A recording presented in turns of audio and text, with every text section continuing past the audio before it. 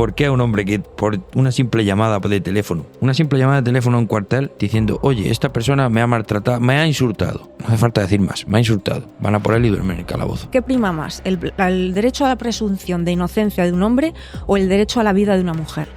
Y ahí tienes que elegir. Está salvando vidas, está salvando hasta vidas de niños pequeños. Es que la gran mayoría de las personas maltratadoras al principio les cuesta muchísimo reconocer que han maltratado, porque lo tienen normalizado. Porque hay más hombres en los puestos de mayor responsabilidad o de mayor dirección. Muchas mujeres renuncian a su carrera profesional porque se sienten como moralmente obligadas a que son ellas las que tienen que tener esa mayor carga del cuidado familiar. Algo que es hombres que se quedan mucho más tiempo en el trabajo de lo que realmente les correspondería porque realmente no quieren realizar el otro tipo de trabajo que tienen en casa. Entonces, una cosa es que digan sí, la corresponsabilidad, pero otra cosa es qué le dicen a sus parejas, qué le dicen a la madre de sus hijos. Pero cuando venimos de una situación injusta, hay que corregirla de alguna manera. ¿Que se puede corregir de forma natural? Sí, pero a lo mejor tendrían que pasar 300 años.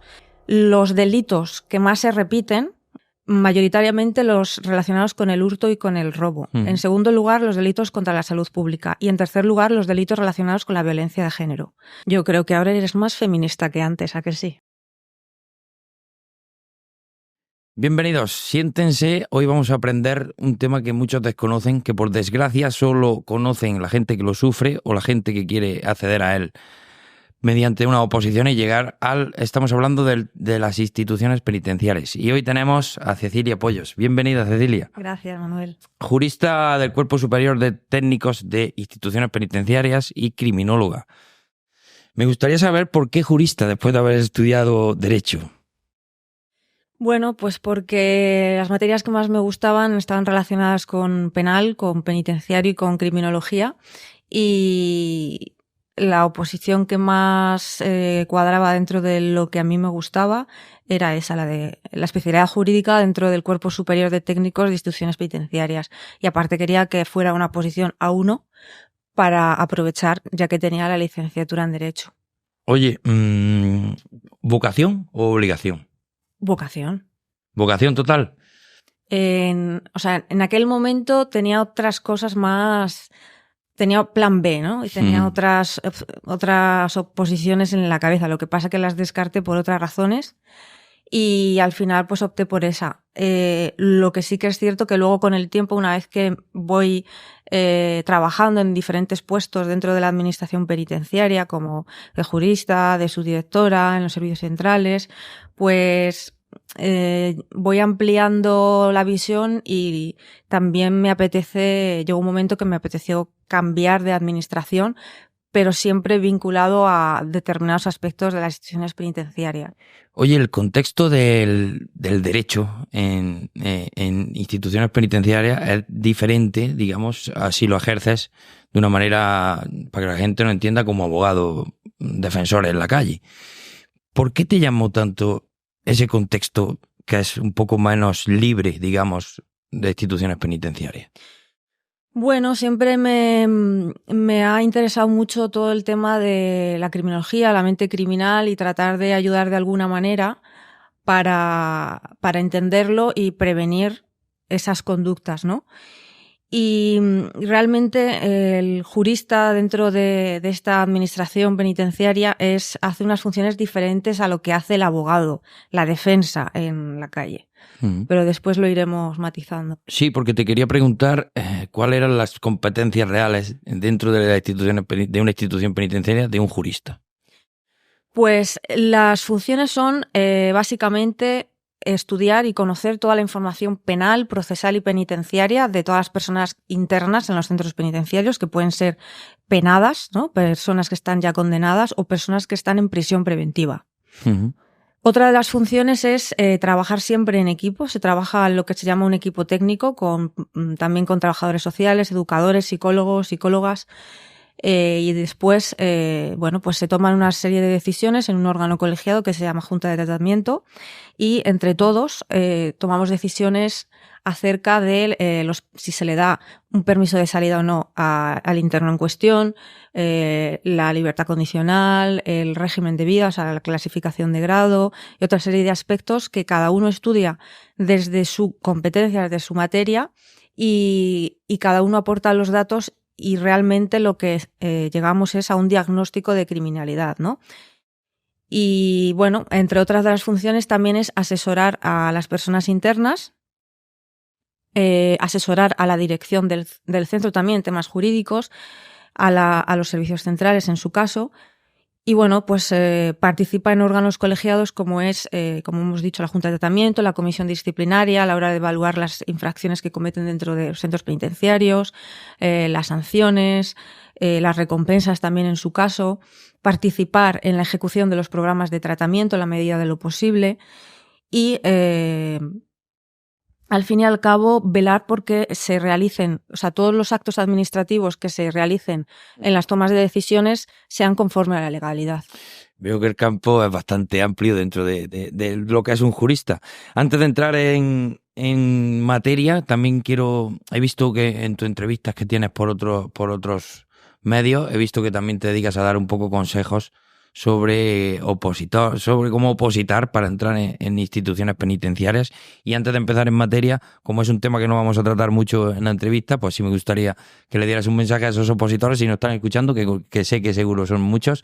¿Qué tips rápidos les puedes dar para que sepan lo que hay dentro de instituciones penitenciarias y por qué deben elegir ese tipo de oposiciones? Pues lo primero es, mi consejo es que no opositen simplemente por el horario, sino que además sepan que de las funciones que van a realizar y que se informen previamente, tengan coherencia con sus valores, y que realmente por lo menos parte de las funciones sepan que les va a gustar y con lo que se van a sentir realizados. Porque si tú opositas solo por tema de un horario o por tema de un salario, al final eso va a salir por algún lado y vas a quedar quemado, ¿no? Lo que se llama también el burnout. Uh-huh. Y entonces creo que tiene que ser un conjunto de esas cosas. Eres firme defensora de que debe ser por vocación. Sí. Total. Sí, por lo menos ¿Crees que es un trabajo que si no es por vocación puede ser, como tú dices, causante de un burnout y llegar a tener que en un momento replantearte salir de ese cuerpo de instituciones penitenciarias? En muchos casos sí. Sobre todo las personas que trabajan en el cuerpo de ayudantes de instituciones penitenciarias en lo que es la vigilancia interior. Uh-huh. Bueno, un consejo que espero que les sirva a muchos de los opositores que estén pensando en instituciones penitenciarias, que yo conozco a muchos y creo que le puede dar un buen feedback lo que ha dicho Cecilia.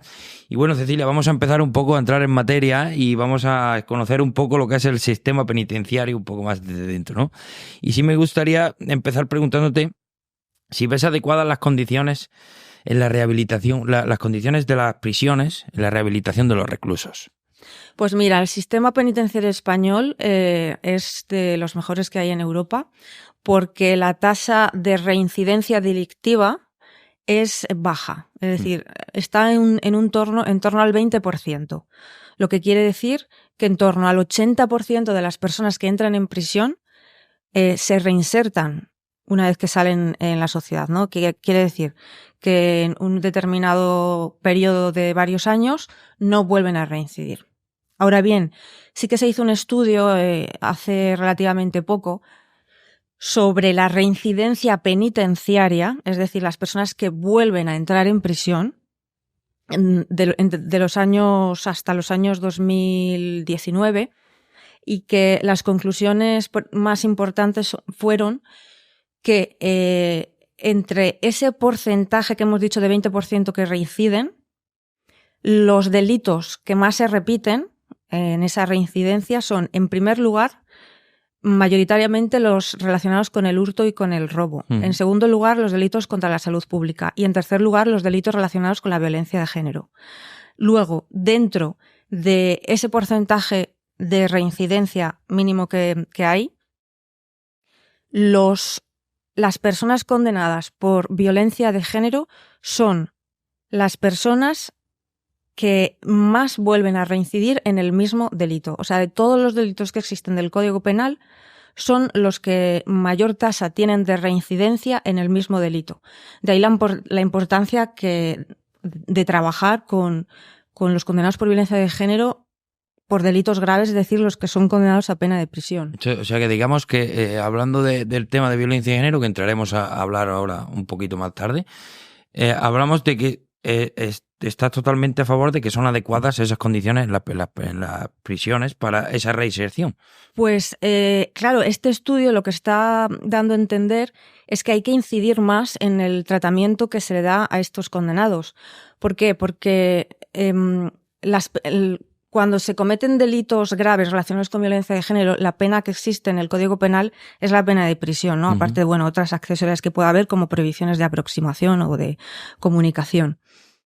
Pero el tratamiento que se ofrece, el programa para controlar los impulsos, el relacionado con la violencia de género, el que se imparte en las prisiones, es obligatorio realizarlo por parte de los profesionales, pero es voluntario aceptarlo por esas personas condenadas. En cambio, los jueces pueden imponer obligatoriamente que realicen esos programas de tratamiento en aquellas condenas por violencia de género que son menos graves, que no acaban en prisión, sino que acaban realizando medidas y penas alternativas a la prisión, ¿no? Dentro de lo que se llama los servicios de gestión de penas y medidas alternativas, de realizar determinados talleres, determinados programas, pero sin necesidad de entrar en prisión. Entonces, habrá que hacer una revisión mejorada de los programas que existen de violencia de género dentro de la prisión. Me ha llamado mucho la atención el dato que me has añadido de que los delitos o las faltas que son más reincidentes para entrar o reincidir son delitos leves como hurto, como me has dicho hurto, me has dicho robo y hurto y delitos luego, contra la salud pública, vale, de droga. Droga, menudeo, que seguramente entrarán por reincidencia porque son delitos. Pero la violencia de género, ya ahora esta pregunta te la voy a dar porque me ha venido sobre la marcha. La violencia de género tiene esa tasa de reincidencia y creo que el problema es o porque no se trata bien a esa persona que maltrata o porque los tratamientos de reinserción que se le hace a esa persona no son los correctos, o como criminóloga es muy difícil de tratar una mente de un maltratador o de una persona que maltrata.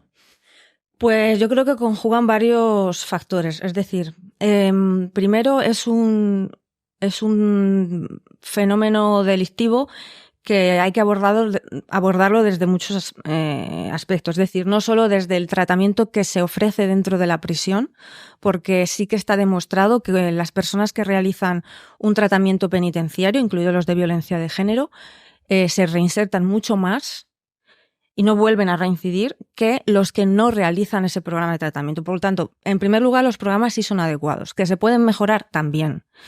En segundo lugar, evidentemente hay que tomar también medidas para prevenir estos delitos ya en la comunidad, es decir, fuera de instituciones penitenciarias, por la parte de la comunidad, de lo social y pues es un conjunto de... Luego, por supuesto, la educación desde la infancia, la concienciación y todo lo demás. Bueno, por desgracia es un tema que o tiene mucha más visibilidad de la que antes tenía o realmente los números son superiores a los que antes teníamos, pero es una cosa que no vamos a poder extinguir tan fácilmente. Bueno, vamos a entrar un poquito a seguir con el tema del conocimiento de las instituciones penitenciarias. Me gustaría saber, porque mucha gente se imagina, tenemos ese gran desconocimiento de que todas las penitenciarías o los sistemas penitenciarios son públicos, pero creo que hay un número de cárceles privadas, ¿no? Y me gustaría saber si esas cárceles privadas tiene el gobierno, la comunidad autónoma que las maneja, tiene algún tipo de control sobre lo que ahí sucede. A ver, en España no existen prisiones privadas. Lo que existe es la Administración General del Estado, es la responsable de gestionar todos los centros penitenciarios de España, excepto en Cataluña y en País Vasco, donde son comunidades que las gestionan ellas mismas. Aunque están todas las prisiones de España sometidas a la misma normativa penitenciaria. Lo que sí hay son servicios o sea, dentro del funcionamiento de los centros penitenciarios sí que hay determinados servicios que se pueden contratar con empresas y que funcionan de esa manera. Pero lo que es toda la gestión es un servicio público. Uh-huh. Porque además hay que tener en cuenta que las fases previas a la ejecución penal, ¿no? Que la ejecución penal es instituciones penitenciarias, las fases previas, digamos, todo el proceso penal, todo el proceso judicial, procesal, incluso antes todo el procedimiento policial, todo eso forma parte de un sistema público del Estado. Sí, tiene que venir todo por la parte pública. No puede. En este caso, yo pensaba que eran privadas, error mío también, pero es porque están gestionadas por comunidades autónomas, en vez del gobierno. Pero el gobierno gestiona los centros penitenciarios, excepto las que están en Cataluña y en el País Vasco, que las gestionan las propias comunidades autónomas. Pero sigue siendo una administración pública, solo que autonómica en vez de estatal. Sí, pero bueno, que al final de cuentas tiene que rendir cuentas al gobierno central. ¿O no? No es necesario. No, se pueden coordinar y, bueno, hay políticas que sí que les pueden afectar, pero realmente las gestionan directamente estas comunidades autónomas por su estatuto de autonomía y porque se han establecido acuerdos de delegación de determinadas competencias. Oye, ¿sería efectivo implementar ese sistema de penitenciarías privadas en España, como hay en otros países, como Estados Unidos y demás? Bueno, aquí hay diversas posturas. En mi opinión, yo creo que no sería lo más eficiente, sobre todo porque generaría muchísimas desigualdades. O sea, si ya de por sí existe desigualdad por comunidades autónomas en muchos servicios, y de hecho, por ejemplo, el personal que trabaja en los centros penitenciarios de Cataluña, su salario es mucho mayor que el personal que trabaja en el resto de centros penitenciarios de España cuando realiza las mismas funciones. Eso ya es una desigualdad.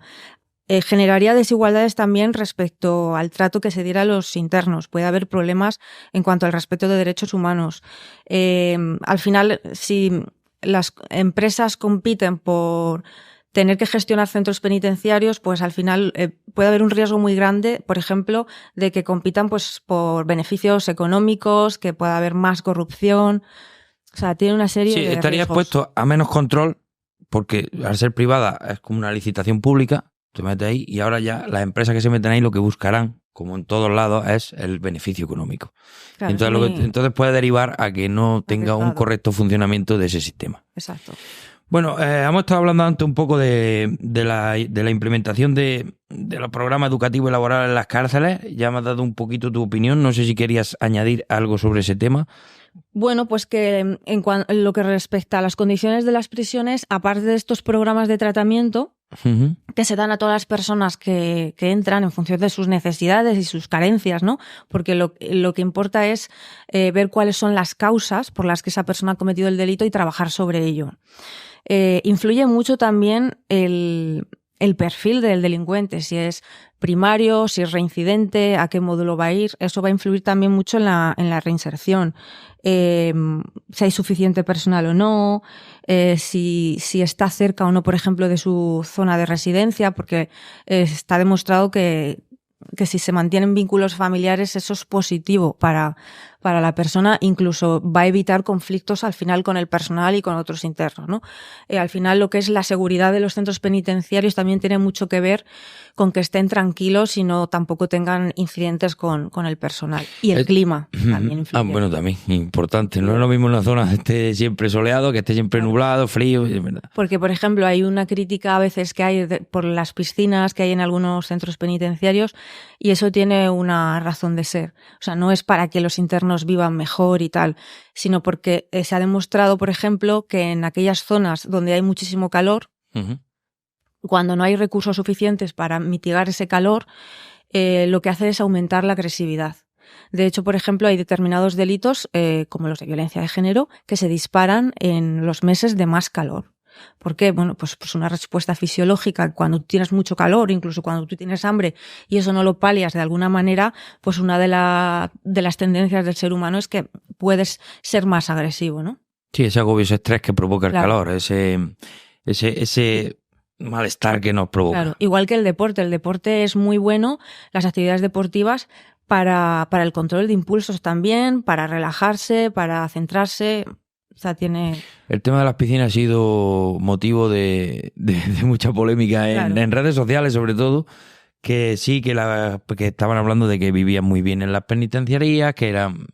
Y de hecho muchas piscinas están cerradas, o sea, que no funcionan todas. Bueno, creo que es una cosa muy buena que ha aclarado, porque sí es verdad que mucha gente pensaba que el tema de las piscinas, gimnasios, es para que vivieran bien y es para que tiene una razón, todo tiene un porqué. Sí. Es bueno saberlo. Bueno, ahora me gustaría saber si esos programas educativos y laborales que se hacen en las cárceles, de alguna manera se personalizan a cada preso, o en este caso se implementan un OK general para todos, o cómo se gestiona ese tipo de programa educativo. Todas esas actividades educativas, laborales, psicológicas, etcétera, se implementan en función de un programa individualizado de tratamiento. Es decir, en principio es individualizado por cada persona. Cuando tú estudias toda su vida, el área social, el área jurídica, psicológica, educativa, laboral, etcétera, pues se decide qué actividades va a realizar. Por lo tanto, en principio, sí es individualizada.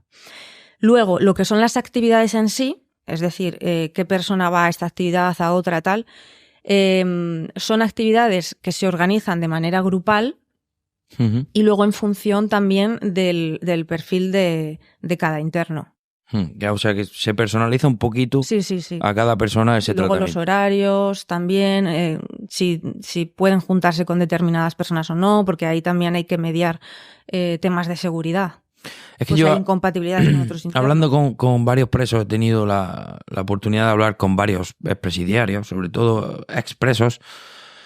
Pues sí es verdad que ellos claman un poquito por ese sistema de reinserción en el que no lo ven equitativo o no lo ven adecuado a cada persona, a lo que ellos creen, que también hay que ver que cada punto de vista es diferente, ¿no? Pero sí es verdad que pero la mayoría, casi todos votan porque no está tan personalizado como se cree.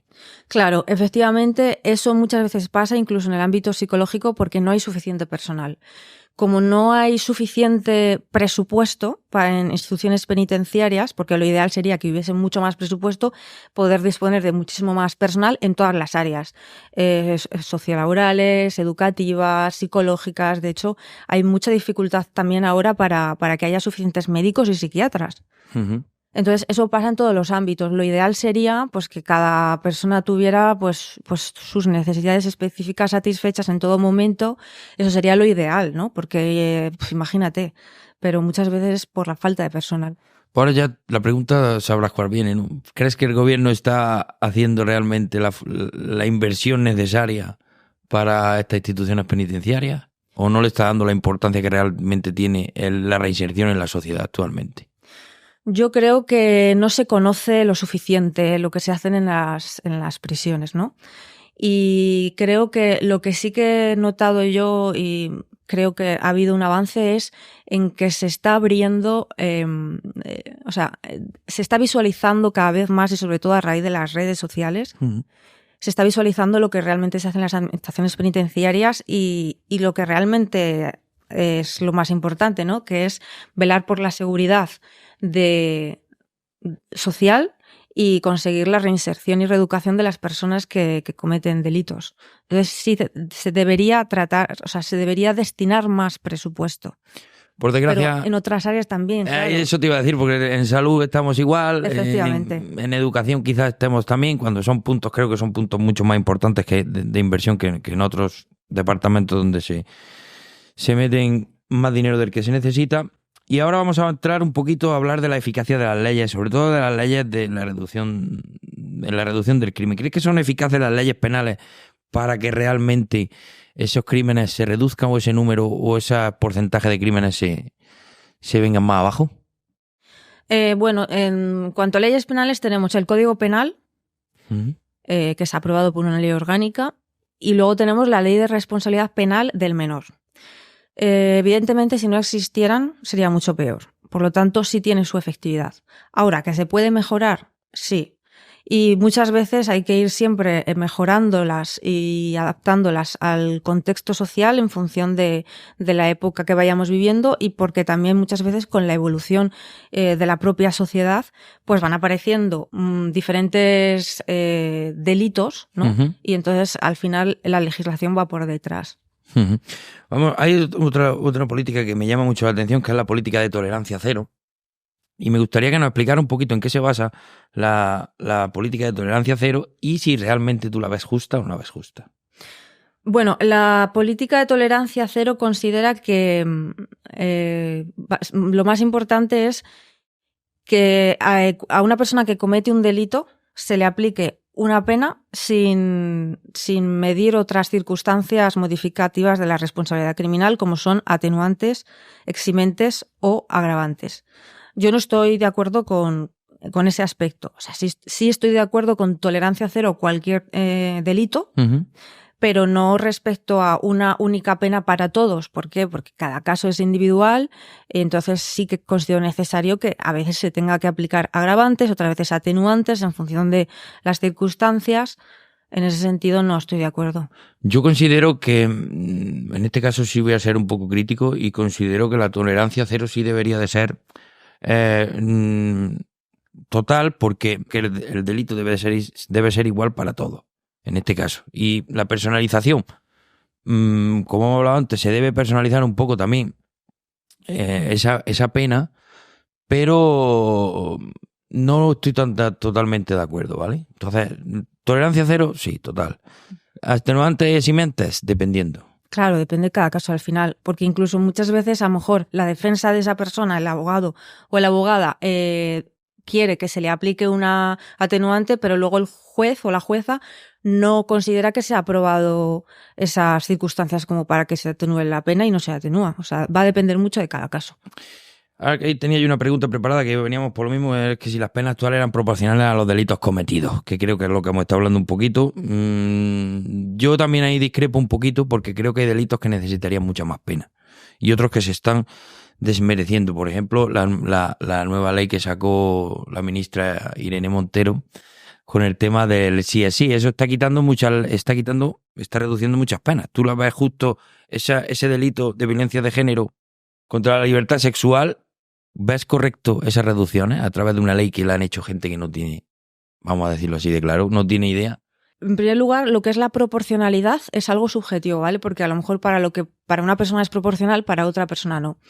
Desde el punto de vista jurídico, han participado juristas que lo han considerado así, y hay otros juristas, como es mi caso, por ejemplo, en que yo no estoy de acuerdo con que se hubiesen reducido el mínimo penal. El problema es que al eliminarse el delito de abuso sexual, uh-huh, y encuadrarse dentro todo del mismo tipo delictivo, hablando del tipo genérico que es el de agresión sexual, el límite mínimo de la pena quedó más inferior. Entonces, dentro de todas esas reformas, pues claro, en función del Código Penal, que establece la retroactividad favorable para el reo, uh-huh, pues el resultado ha sido que muchas sentencias se han revisado y algunos personas condenadas por delitos contra la libertad sexual, ya sea de adultos o de menores, pues han visto reducida la pena o incluso en su caso excarcelaciones. El problema de esas reducciones es que están creando jurisprudencia, ¿verdad? ¿Crees que están creando jurisprudencia? No, simplemente que es resultado de la revisión de la condena a causa de esa modificación penal. Ah, vale. Y como no pueden ser, como las nuevas leyes no pueden ir en contra del reo, uh-huh, pues ha pasado eso. Simplemente durante el tiempo que ha estado en vigor esa reforma, porque después hubo otra reforma del Código Penal para, digamos, volver al límite mínimo anterior en los casos de violencia e intimidación, y a partir de ahí ya no ocurre. Pero los hechos que han sucedido en ese límite temporal del tiempo sí se le aplica esa primera reforma. Hay un punto que los presos siempre marcan, y es que los juristas desde dentro no informan de los medios de defensa que tienen los internos. ¿Es real eso? No, o sea, realmente eso está mal expresado. Una de las funciones que tienen los juristas, porque así viene en el reglamento penitenciario del 81, en vigor por algunos, por el reglamento actual, es asesorar a los internos, bien sea por petición de estos o por propia iniciativa en materias de su competencia. Uh-huh. Otra cosa es los mecanismos de defensa que pueda tener una persona dentro de un proceso judicial. Es decir, para eso está el abogado o la abogada. Son funciones diferentes. El jurista puede asesorar respecto de la ejecución de la pena jurídicamente, pero en cuanto a cómo defenderse en una causa, en un procedimiento judicial, eso ya es... tienen el servicio jurídico con los colegios de abogados, existen lo que se llama servicio de asesoramiento jurídico, que pueden acudir a ello. Quizás realmente esta queja sea un poco por desconocimiento de competencias de un jurista. O dependiendo del centro, a lo mejor ha tenido algún problema o algo, pero en realidad los juristas y las juristas asesoran jurídicamente porque es una de sus funciones. Oye, ¿el tercer grado es un requisito indispensable para la concesión del derecho del beneficio de la libertad condicional? Sí, es un requisito obligatorio, salvo casos de que una persona se esté muriendo, ¿no? Por ejemplo, por razones humanitarias. Es un requisito imprescindible porque, claro, tiene que estar preparada la persona para vivir en un régimen de semilibertad. Por lo tanto, primero tiene que estar en tercer grado. O sea, que es una manera de habituar a esa persona a una vida posterior en libertad, ¿no? Claro, una persona, sobre todo cuando no está preparada, no ha realizado a lo mejor el tratamiento correspondiente, no ha trabajado realmente lo que le ha llevado a cometer un delito, no la puedes poner a la calle así sin más, ¿no? Sino que previamente tiene que haber una preparación, a ver cómo se desarrollan unos permisos de salida, luego el tercer grado, salvo que sea una persona que venga realmente ya civilizada de la calle, ¿no? Y bueno, haya cometido un error o bueno, depende mucho del perfil, porque se puede dar también el tercer grado pronto. Uh-huh. Y luego libertad condicional, realmente lo que se llama ahora es la suspensión del resto de ejecución de condena. Pero bueno, sí, se sigue llamando libertad condicional. Uh-huh. Aquí también se quejan mucho de la negativa, cuando le dan la negativa al tener un permiso porque tiene causas pendientes. Y se quejan de que se está vulnerando, en este caso, la presunción de inocencia. ¿Crees que realmente es así o tiene algún motivo por el que ese permiso no se puede dar por tener causas pendientes? Efectivamente, una de las causas por las que se puede denegar un permiso, que luego habrá que ver cada caso concreto de la persona, uh-huh, es tener causas pendientes. ¿Esto qué significa? Bueno, pues que realmente las personas, el equipo técnico, la Junta de Tratamiento que valora el caso en cuestión, juega con variables de riesgo. Es decir, si tú a una persona que tiene una causa pendiente abierta en la vía penal, por ejemplo, porque se está investigando pues por un delito de estafa o por un delito de, bueno, el que sea. Claro, si tú le autorizas un permiso de salida, pues a lo mejor si la pena que le está pidiendo el fiscal es muy grande, pues hay riesgo de que quebrante el permiso y se fugue. Y se fugue, pero riesgo de fuga. Luego hay que ver cada caso en concreto, ¿no? Pero para eso están, por ejemplo, los juristas, pues para investigar, llamar al juzgado en cuestión y preguntar, pues, oye, ¿cómo está la causa? En qué fase del proceso está, si se le va a pedir mucha pena o no, de qué delito se trata, porque imagínate que es una persona que es una causa pendiente, aunque siempre va a primar el derecho de presunción de inocencia, pero ese derecho de presunción de inocencia opera en la causa procesal. Uh-huh. O sea, nosotros ahí, dentro del centro penitenciario ahí no entra, porque eso ya es vía judicial. Sí. Pero entonces realmente no está vulnerando. No se está vulnerando. No. Porque lo que se está teniendo, bueno, lo que se redacta o se dice es que tiene una causa y puede tener riesgo de fuga.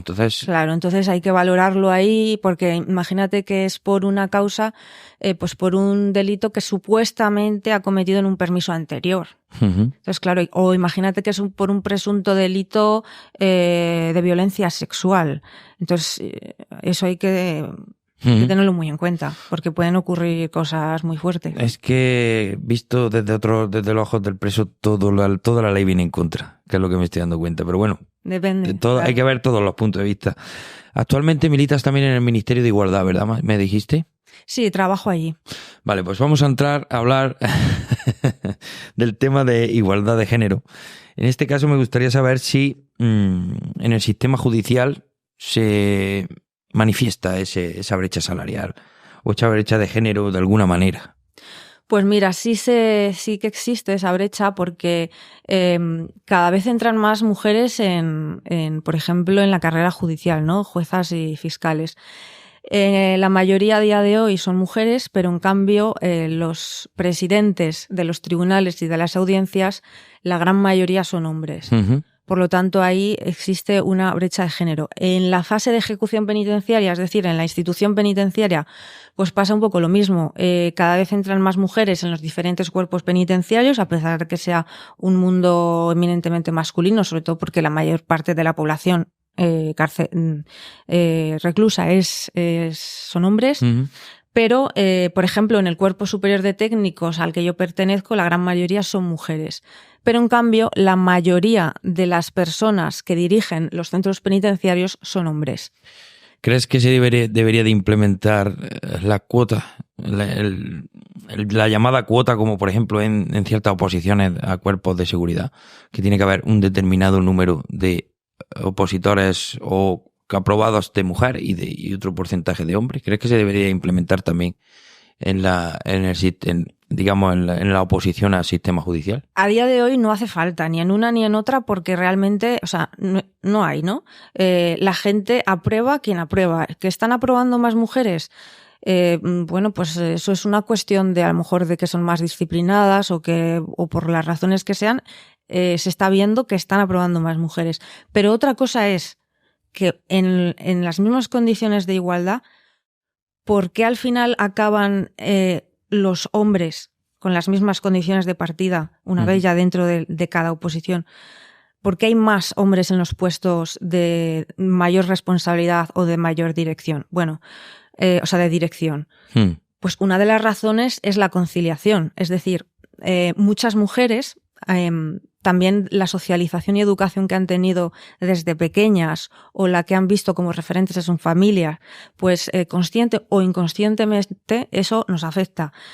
Muchas mujeres renuncian a su carrera profesional porque se sienten como moralmente obligadas a que son ellas las que tienen que tener esa mayor carga del cuidado familiar, algo que es absurdo porque tienen la misma responsabilidad tanto el hombre como la mujer respecto al cuidado familiar. Uh-huh. ¿Qué pasa? Que también esos estereotipos de género, pues al final provocan desigualdades y se ven también en la promoción profesional. La mayor parte de las excedencias, por ejemplo, las cogen las mujeres. Entonces, claro, al final no existe una verdadera corresponsabilidad. Y sí que es cierto que se habla mucho ahora, teóricamente, de la corresponsabilidad en las tareas del hogar y del cuidado familiar, tanto de mujeres como de hombres. Y hay muchos hombres que sí que están a favor de la corresponsabilidad, pero luego realmente en la práctica muchos no la llevan a cabo. ¿Por qué? Esto hasta lo he visto yo.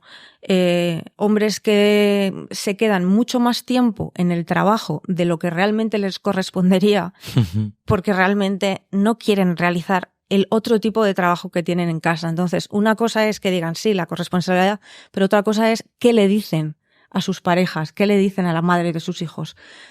Porque a lo mejor realmente se podrían organizar mucho mejor en los horarios para tener más tiempo para estar con los hijos, cuidarlos, tareas del hogar, etcétera. Y entonces hay muchos hombres que están muchas más horas en el trabajo por decisión propia, ¿no? O incluso no se acogen a días de teletrabajo pudiendo estar en casa para intentar pues que se lo coma la otra persona, ¿no? Entonces, claro, todo eso al final va perjudicando a las mujeres y una de las consecuencias es que muchas renuncian a sus carreras profesionales. Entonces, ¿deberíamos culpar a la sociedad? A toda la sociedad, efectivamente. Hay mujeres que incluso fomentan esos estereotipos de género, hay otras veces que son los hombres y hay otras veces que es que la sociedad todavía tiene que evolucionar para a lo mejor pues apoyar más lo que es la conciliación, las empresas, bueno, el sector público en general, horarios más flexibles. Es un conjunto. Y la educación. Entiendo que todo el problema que tenemos con respecto a la igualdad de género proviene de la sociedad y de la cultura anterior que traemos. Poco a poco se está igualando, se está poniendo todo al mismo nivel, pero sí considero que también las instituciones públicas en muchos aspectos también están ayudando a esa desigualdad. Y te lo digo porque me encuentro muchas veces, por el tema como te he comentado antes, las oposiciones a entrar a cuerpos, a fuerzas y cuerpos de seguridad del Estado, que eso lo he vivido yo, y he visto cómo al prepararte unas oposiciones tienes una cuota de género. Esa cuota de género ya está degradando a un género. ¿Pero en qué sentido dices? ¿En cuanto a las pruebas físicas? No. Ya hay una cuota y que imparte que un porcentaje de los aprobados tienen que ser mujer y otro porcentaje tiene que ser hombre. Están reservadas ciertas plazas para mujeres. Eso yo no lo he visto. Sí, eso está en las oposiciones de la Guardia Civil, por las que yo conozco de momento, ¿vale? Hay unas plazas guardadas para mujeres. Ahí ya estás creando tú una brecha de género. No, pero ¿sabes cuál es el motivo? Las cuotas, o lo que exactamente la ley llama acciones positivas, Sí. que además está respaldado por la Unión Europea, es precisamente por lo que tú has dicho, por la situación de la que venimos. Es decir, los hombres no han estado discriminados en nada, han sido las mujeres las que han estado... se les prohibía acceder a la educación, acceder a los puestos de trabajo, acceder a la toma de decisiones, etcétera. Eso de hace 50 años. Uh-huh.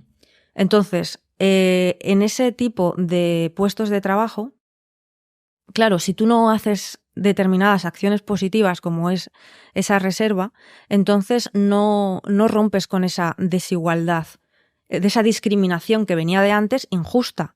O sea, si no hubiera habido discriminación, evidentemente ahí ni cuotas ni acciones serían legales. Pero cuando venimos de una situación injusta, hay que corregirla de alguna manera.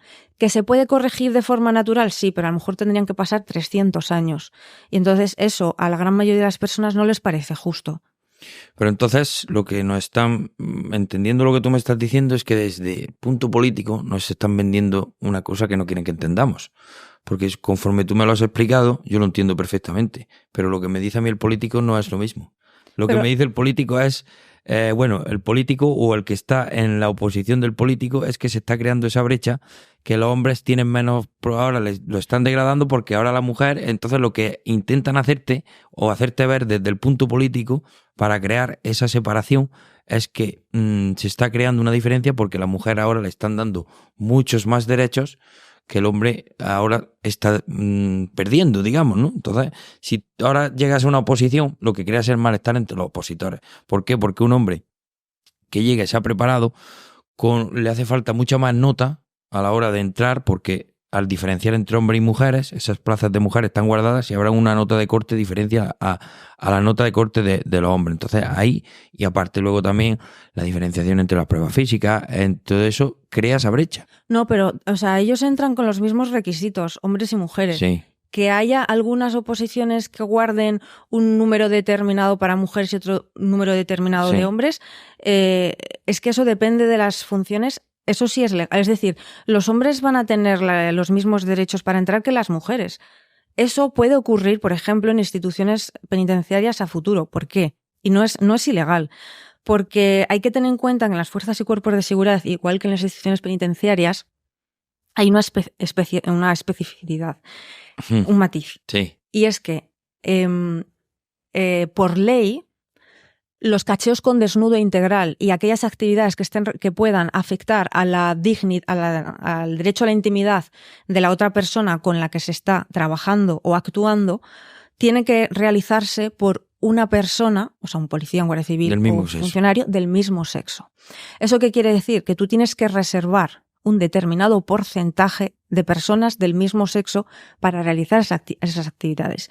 Y en instituciones penitenciarias, la mayoría de los personal de vigilancia interior que realizan esas funciones son hombres, pero cada vez están entrando más mujeres en ese cuerpo. Entonces, la normativa establece que tiene que haber por lo menos un mínimo de un 40% reservado de personal de ese mismo sexo en un centro penitenciario en el que la mayoría son de ese sexo, ¿no? Entonces, con la policía y la Guardia Civil pasa lo mismo. Y luego, aparte, también para equiparar, para, digamos, solventar esa discriminación que se venía arrastrando, pues también para compensar se hacen esas acciones positivas, pero son totalmente legales. Entiendo que como sociedad no entendemos bien las leyes. Yo creo que es porque no se sabe explicar bien y porque luego hay otras personas que no las venden como quieren. Exacto, en función de la posición o lo que le interese. La venden su beneficio. Yo creo que es lo malo de la política que tenemos, que también tiene sus cosas buenas, pero también tiene sus cosas malas, es que se explica mal o se distorsiona. Se vende mal.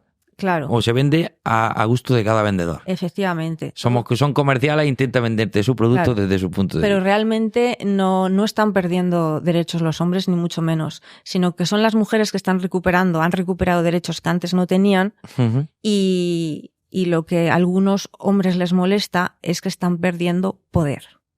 Correcto. Y el poder ha de ser equitativo y repartido entre ambos. Debemos de evolucionar mucho todavía a nivel mental y a nivel sociológico, sobre todo en el tema de ese que dices, de que el hombre está perdiendo poder y quizás no lo esté aceptando todavía, como debe de aceptarlo. En algunos casos sí. Una pregunta que tengo. ¿En las instituciones penitenciarias una institución donde es de hombres? ¿Todos los funcionarios deben ser hombres? ¿O hay también mujeres, por ejemplo? ¿O en el de mujeres hay hombres o deben de ser mujeres? ¿Dices población reclusa o personal? No, personal funcionario. Personal funcionario pueden ser hombres como mujeres. O sea, ya hace años que se extinguió las escalas separadas por sexo. Pueden ser hombres como mujeres. Pero es lo que decíamos, que cuando hay población mixta, población reclusa mixta, pues claro, tienes que asegurarte que haya el suficiente personal de un sexo u otro para esas funciones concretas. Para el derecho a la dignidad. A la intimidad, sí. Exactamente. Bueno, ahora vamos a entrar un poquito en el tema de violencia de género, que antes hemos hablado sobre él al principio. Y bueno, hay una manera, digamos, la manera de tratar esa violencia de género está creando mucho malestar, sobre todo en los hombres, porque pierden la presunción de inocencia. Y me gustaría saber qué opinas sobre la efectividad de las órdenes de protección para las víctimas de violencia de género. Vale, en primer lugar, la presunción de inocencia está garantizada en todo momento porque así lo establece el Código Penal y la ley de enjuiciamiento criminal. O sea, eso en todo momento. Bueno, ahora te podría decir, entonces, ¿por qué a un hombre que por una simple llamada de teléfono, en un cuartel, diciendo, oye, esta persona me ha maltratado, me ha insultado, no hace falta decir más, me ha insultado, van a por él y duermen en el calabozo? Bueno, eso es mentira. De hecho, yo conozco casos que ha sido así. Te explico. De hecho, hace poco entrevisté a un policía nacional que me estuvo explicando cómo es el protocolo de la UFAM, por ejemplo, en la policía, en la unidad de atención a la familia y a la mujer. Depende mucho de cada caso, ¿vale? Si es, por ejemplo, porque es una persona que ha recibido muchas llamadas de vecinos porque han escuchado cosas respecto a la misma persona, pues hombre, las fuerzas y cuerpos de seguridad en cuestión pues ya tienen muchos indicios de que realmente está pasando algo. Entonces, la persona que lleva a cabo ese protocolo, ya sea Guardia Civil o sea policía, pues tiene que tener todos los indicios que le lleven a considerar que hay un riesgo. Entonces, en ese momento tú tienes que valorar. O bien te arriesgas a que duerma en el calabozo una noche, que no tiene por qué, porque en el mismo día lo pueden detener y lo pueden soltar sin necesidad de dormir. Sí, pero o bien, tiene que pasar por que lo vea el juez. No es necesario. No, o sea, en lo que es la detención y tal, lo pueden detener provisionalmente, pueden hacer una investigación y por lo que sea, pues no, a lo mejor no hace falta que duerma esa noche o enseguida lo pongan a disposición judicial o no, depende de cada caso. Pero muchas veces la persona que va por ejemplo, en ese caso que va a ese domicilio o donde sea, de donde ha recibido esa llamada, pues a lo mejor tiene que valorar. O bien te arriesgas a llevártelo o te arriesgas a no creer a esa persona y que a lo mejor luego realmente la mate. Entonces, es una decisión tan complicada que muchas veces tienes que elegir qué prima más, el derecho a la presunción de inocencia de un hombre o el derecho a la vida de una mujer. Y ahí tienes que elegir. Pero también hay que luchar contra ese fraude que hay también muchas veces por por intentar fastidiar. Denuncias falsas, por ejemplo. Eso. Pero ¿quién toma la decisión? ¿Quién toma la decisión en una detención de una persona que viene por biogen, por violencia de género, de que esa noche duerma esa persona en el calabozo? Pues, ¿Del mismo policía o guardia civil? Claro, los que están en ese proceso de investigación. Vamos a ver, aparte de que tienen que tener indicios para decidir si se sigue con la detención o no. Pero las denuncias falsas, que en estos casos, que además hay estadísticas sobre ello, es muy, muy pequeña, es un 0 o sea, no llega ni al 1%. Eso existe en todos los delitos, en los delitos de robo, de estafas. Hay denuncias falsas para conseguir dinero. En todos los tipos delictivos hay denuncias falsas. Lo que pasa es que hay gente que le gusta resaltar las denuncias falsas en este ámbito. Hombre, sí, es que volvemos otra vez lo de atrás. Si solo vemos los números de una causa, no sabemos, pero claro. sí es verdad que seguramente habrá delitos, habrá causas donde... Hay muchas más denuncias falsas en otros tipos delictivos. ¿Qué pasa? Que estas denuncias duelen más. Claro, pero depende para quién. Porque, por ejemplo, al hombre que, no sé si recuerda el caso que salió en la tele, que el hombre pudo demostrar que todas las denuncias de esa mujer eran falsas, pero ese hombre tuvo que dormir muchísimas noches. Claro, que habla cosas puntuales, pero en la mayoría de los casos está salvando vidas. Está salvando hasta vidas de niños pequeños. A ver, que llegan a matarlos. Yo me pongo en el puesto de un guardia civil o de un policía en el que me he encontrado ese caso, y para luego yo no tener ciertas repercusión de lo que yo haya hecho o que luego venga contra mí, claro. Yo siempre voy a tomar por la medida más restrictiva, claro. Para que a mí luego como en mi puesto de trabajo no me traiga ningún problema. Pero no solo para ti, sino para la protección de la víctima. Porque imagínate que luego al final realmente la mata. Es que la gran mayoría de las personas maltratadoras no reconocen que han cometido un maltrato, o sea, van a negarlo. De hecho, esto lo he vivido yo dentro de los centros penitenciarios. Al principio les cuesta muchísimo reconocer que han maltratado, porque lo tienen normalizado. ¿De ahí ese número tan alto de reincidencia? Bueno, puede ser una de las causas, que es muy resistente, es una cosa que viene muy, muy interiorizada desde la infancia y cultural, o hasta incluso hay víctimas que no ven el maltrato tampoco, y siguen con los maltratadores. Sí, eso también se ve, claro. Se ve muchísimo. Esa gente que lo acepta desde que empieza una relación y lo tienen hasta que... Hay gente que dura años y años y años así. Por miedo. O por muchísimas cosas. Efectivamente, entonces es muy complicado. Bueno, me gustaría, ya nos hemos entrado en la recta final de la entrevista y me gustaría ya abordar un par de temas. Hablando de la violencia de género, ¿crees que el apoyo y la protección a la víctima es acorde al problema?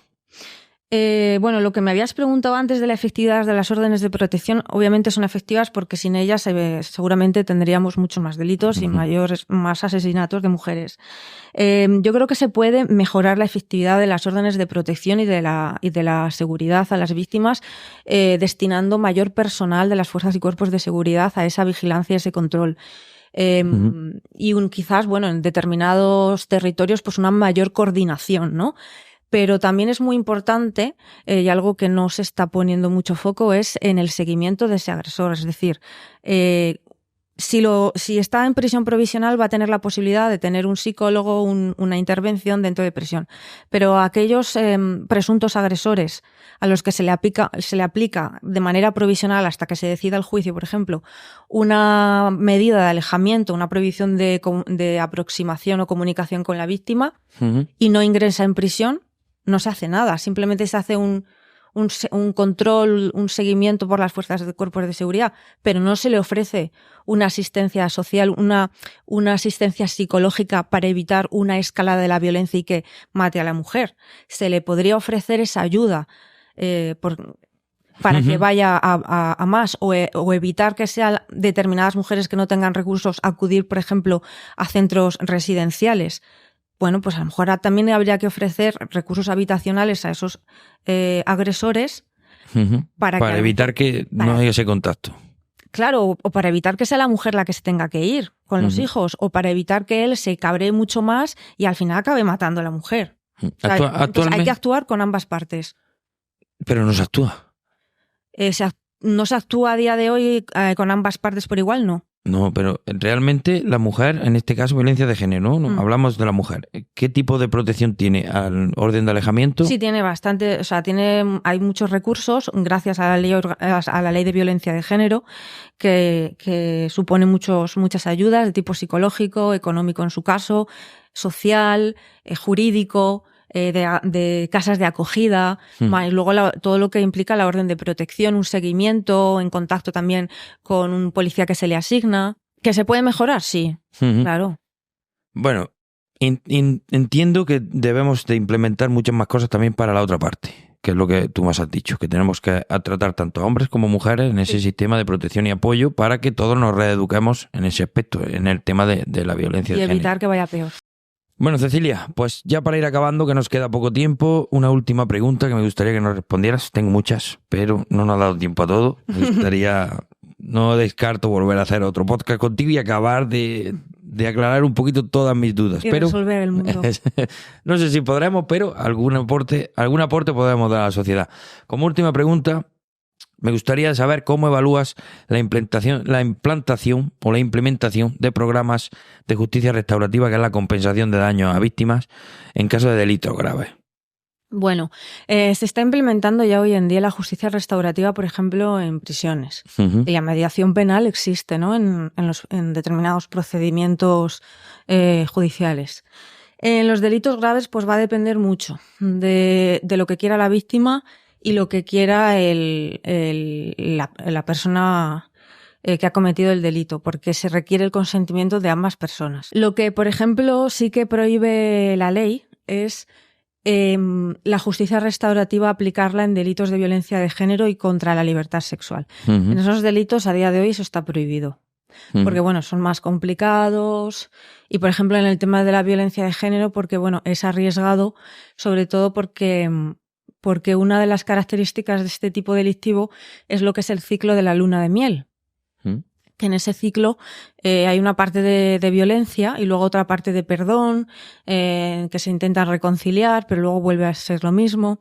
Entonces, claro, si no hay un previo proceso de terapia para ambas partes, con resultados positivos y que cambien realmente patrones de pensamiento disfuncionales, pues no sirve de nada la mediación. Entendemos que, por ejemplo, en casos de delitos de sangre, sí se compensan a la víctima o a los familiares de la víctima con cierta cantidad económica. ¿Crees que no? O sea, no, la justicia restaurativa operaría aquí como un complemento. El delito se va a condenar igualmente. Sí. Lo que pasa que en este tipo de delitos, cuando hay un daño, hay una responsabilidad civil que se tiene que pagar sí o sí. Y la justicia restaurativa, bueno, pues implica también ese compromiso de pagar con la responsabilidad civil, de pedir perdón, de que la otra persona pueda entender por qué la otra persona llegó a cometer ese delito, aceptar el perdón.